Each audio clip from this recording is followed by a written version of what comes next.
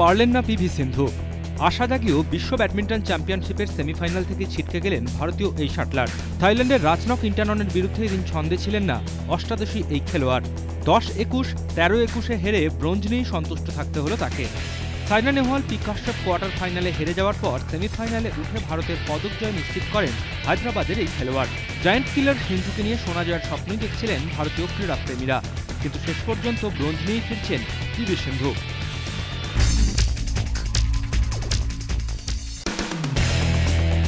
Doping বিতর্কে নেই Tyson গে, Asafa Powell. চোটের জন্য নেই গতবারের 100 মিটারের চ্যাম্পিয়ন ইউহান বেক, কিন্তু রয়েছেন উসেইন বোল্ট। মস্কোয় বিশ্ব অ্যাথলেটিক্সের সবচেয়ে বড় আকর্ষণ জামাইকার এই স্প্রিন্টারই। গত বছর কোরিয়ায় 100 মিটারে ফলস স্টার্টের জন্য ডিসকোয়ালিফাই হতে হয়েছিল। খেতাব জিতেছিলেন স্বদেশীয় ব্লেক।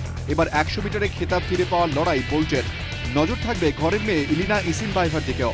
রুশ পোল ভল্টার ইতিমধ্যে জানিয়ে দিয়েছেন এটাই শেষ প্রতিযোগিতা তাঁর, তাই পোল ভল্টের রানির ইভেন্টেও উন্মাদনা বাড়ছে।